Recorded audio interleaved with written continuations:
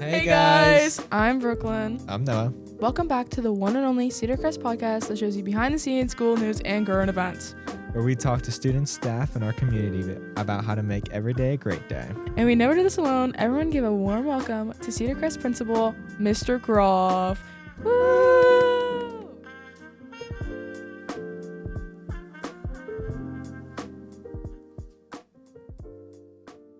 Mr. Groff, why don't you just introduce yourself real quick? Yeah, Chris Groff, Cedar Crest High School principal. Been in our high school for about, the last 7 years, and prior to that, 20 years at Cedar Crest Middle School as a 6th grade teacher. What a That's journey. great. Yeah. Before we get into any questions, we're just going to do our tradition here on Talon Talks called Rapid Fire Questions. You have 1 minute to answer as many questions as you can. Are you ready? Yes. Okay. And go. Are you a tea or coffee person? Coffee. Sweet or savory? Sweet. Do you like the beach or the mountain more? Mountain. Summer or winter? Summer. Would you choose Netflix or YouTube to watch? Netflix. City life or quiet town? Quiet town. Big party or small hangout? Small hangout. Book or movie? Movie and, oh boy. Movie. Introvert or extrovert? Introvert. Favorite food? Chicken wings. What would be favorite movie genre? Realistic fiction. What is your favorite holiday? Christmas. What about favorite way to relax? Hiking. Dream vacation? Glacier National Park. And one skill you'd like to learn? You may have stuck me on a skill. Yeah, that's fine. I want to say patience. Not sure that's a skill. Yeah, Just more DIY. let's go. Any of the trades, welding, electric, anything like that. Yeah. That's pretty good. Mm-hmm. We've had some contestants who got like 4 questions in a minute. So you definitely are one of the better ones. Okay, I'll take it. So let's start off, like you're a principal here at Cedar Crest High School. How did you, you said you taught here, or you taught at the middle school for 20 years. So how did you know you wanted to be a principal? Yeah, that's a really good question. No, I think even back when I was in undergrad at Westchester University, it's something I had an eye on. That said to myself, it's a possibility. Then got into teaching in the middle school, loved it. I loved being a 6th grade teacher. And even at the end of my career there, I was still enjoying it and loving it. But there was a great opportunity through Temple University to earn my principal certification through them. They actually came to Cedar Crest, our campus, and we took courses there. It was just a great opportunity. And then I really got my eyes a little bit on being an assistant principal and an athletic director. Mm-hmm. And I think it was more of enjoying the classroom, and I loved the fact that I could impact, about 150 kids per year. But I did get to a point where I had this desire to start to have a greater impact on a larger number of people and kids. And I think that's where administration really is kind of where I really kind of started to kind of move toward, right? And was fortunate enough, that Mr. Snyder, our assistant principal here, was becoming an assistant principal only and no longer the athletic director. And so that position opened up. And then I applied and interviewed and was hired for that position.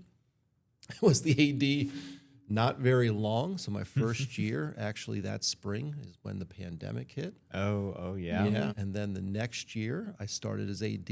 And then of November of that year, Dr. Malinowski, former high school principal, moved on. And through the process, I transitioned into this role of principal. So, yeah, I think I just knew it was time for something different. Yeah, that's very cool. Can I ask, what subject did you teach in middle school? Or your favorite subject if you taught? So early on in the middle school, 28 years ago, we actually taught all the subjects. Okay. And then we became departmentalized where I was only a reading teacher. So that reading is the only subject I taught all 20 years. Gotcha. So I'll call that my favorite. Yeah.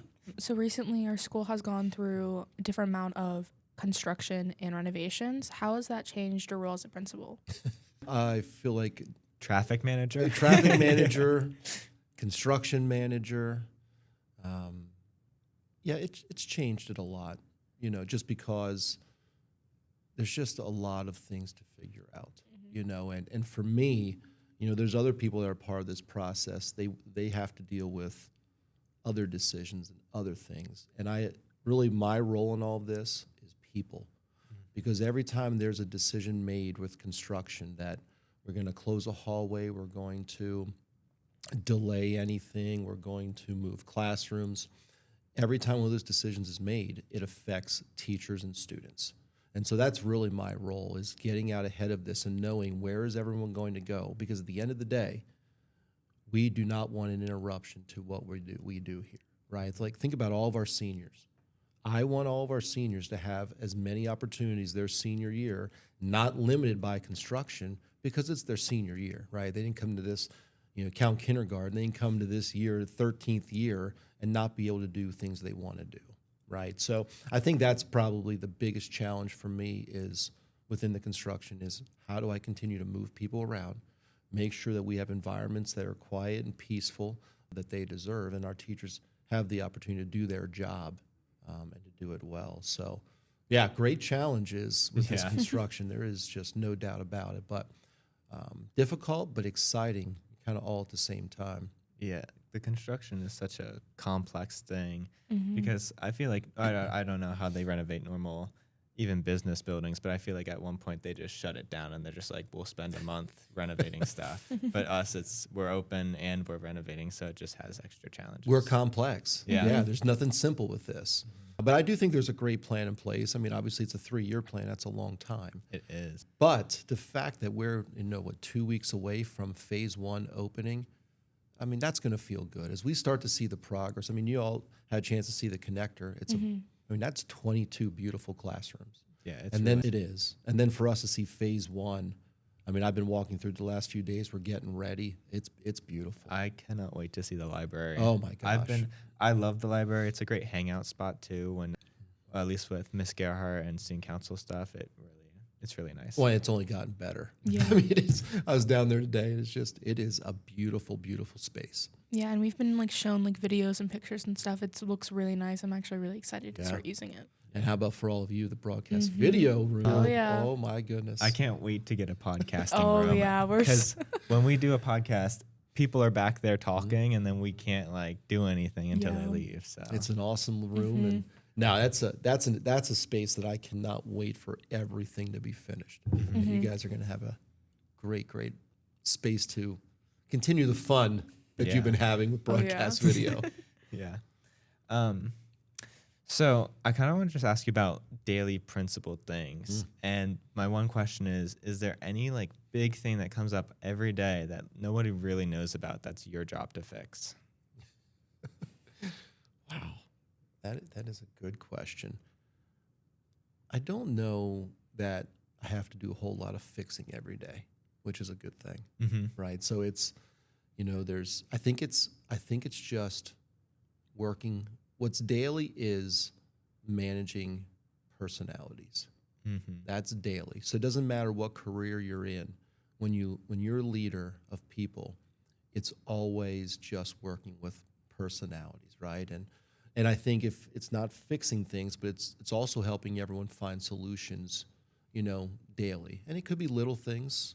Sometimes it's larger things, but I think it's just interacting with people and just continue to help support. I mean, maybe that's the better answer. It's a constant support position.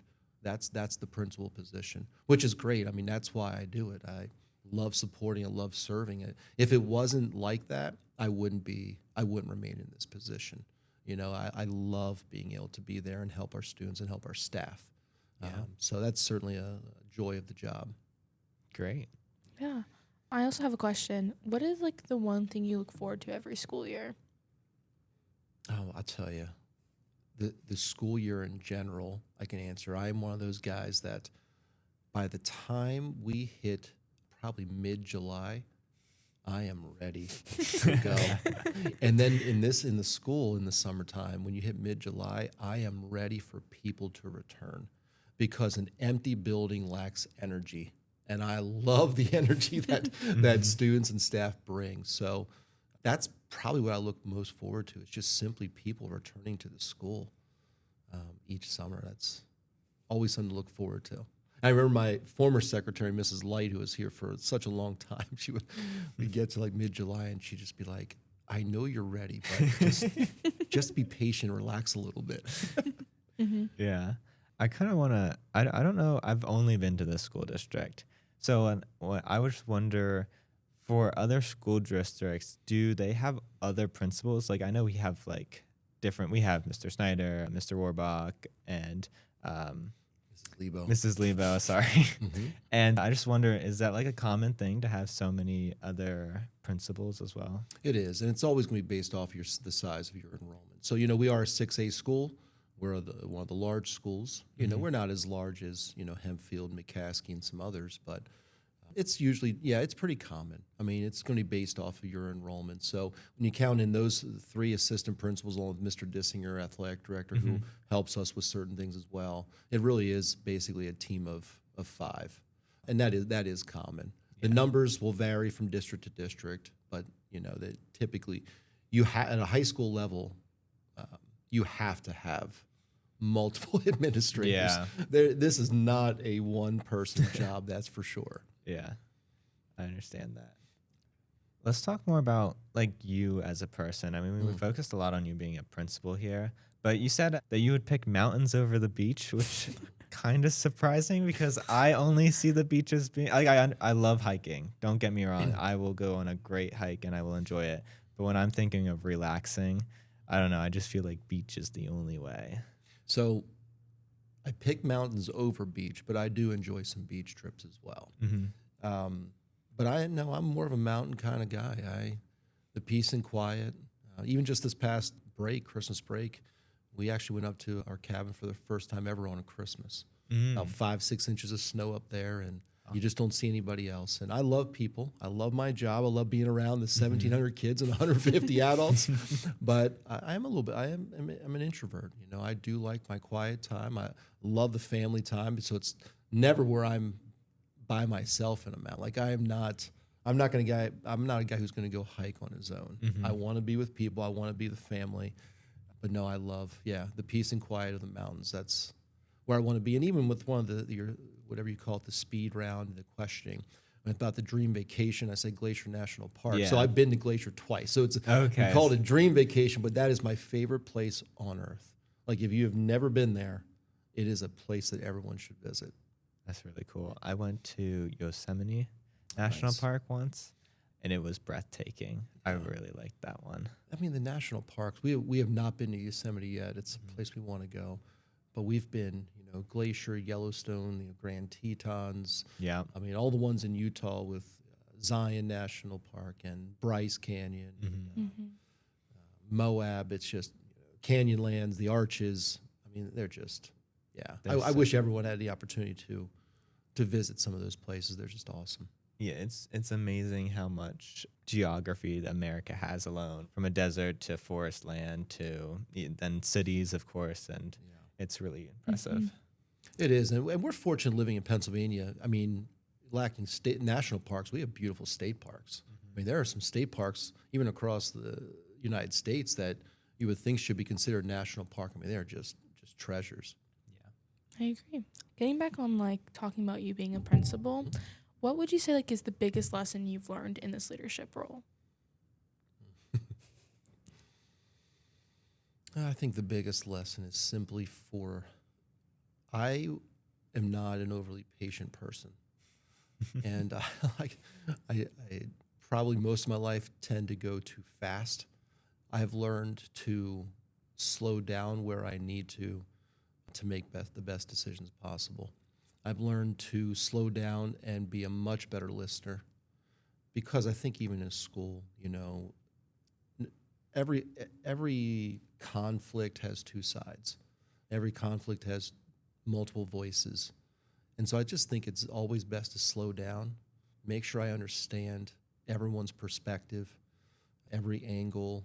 And I think that's probably been the biggest lesson for me, because I was just born to move fast, and yet very impatient. When I see things that maybe I think are areas for which we could improve, my tendency would be go so fast But that's where I've had to slow down. We still need to improve, but I need to make sure I understand the whole picture and everything that's going to go into making the change, because you never want to make a change just to make change. It's always got to be purposeful and meaningful. And so, yeah, I think that's it. Just I've learned to slow down, listen more, and then make a decision. Yeah. I mean, I personally, I feel like I have that younger person energy where I just want to go. There are times, even relating to BV, I pick up a camera. I'm like, I don't know what I'm going to film, but I'm going to go do something. And then it doesn't turn out as great as it could be if I stopped and waited. But yeah, it's something I also should probably work on. But the good thing is that you're doing it that way. Like, you have to do it that way first.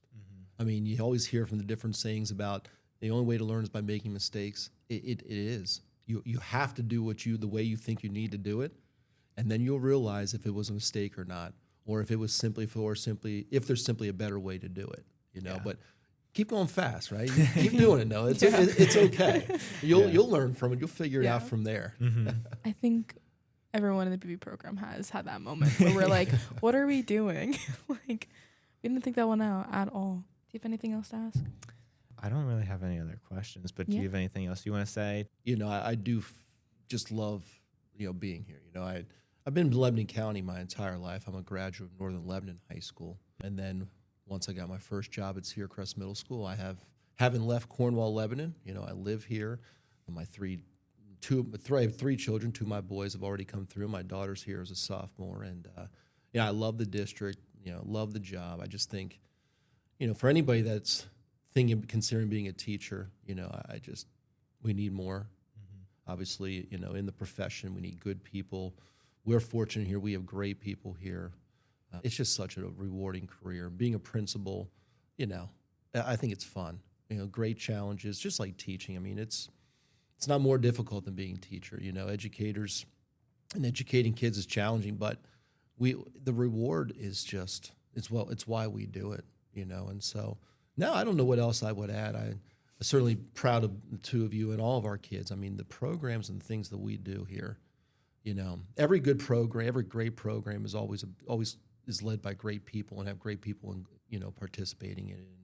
And I think from our teachers and our kids, it's just why it's just why it's such a great place. We're doing so many great things. You guys in BV and Mr. Hassler, I mean, he's doing a phenomenal job leading our kids, year in and year out now. That's a former teacher at the middle school as well, and from an elementary school. So, yeah, I just appreciate the time, and hopefully this principal didn't bore you guys too much in this podcast. So. Oh, no. We always ask our guests if they have any advice for our listeners. So do you have any advice that you would give to students at our high school? So I'm not a guy that does a lot of what you would normally call New Year's resolutions. But I don't know if you've come across maybe where people come up with a one word. So it's basically one word for a year. And I've been doing that now the last few years. So I'll go with a word that I actually had to use back-to-back years, and that is enjoy. And the reason I had that was my one word is because, as I told you, I tend to at times go too fast. And so I've had to learn how to slow down and enjoy life too, right? And enjoy every single moment. And it might sound crazy, but it's also enjoying those tough moments too, because those are the moments that are going to make you stronger anyway. So if I give anybody any advice, life goes fast, time flies, slow down, and just simply enjoy every single moment along the way. Yeah, that's great. Yeah, it was good advice. All right. I think that's all for the podcast today. I'm Brooklyn. I'm Noah. And I'm Mr. Groff. Make it a great day, Cedar Crest.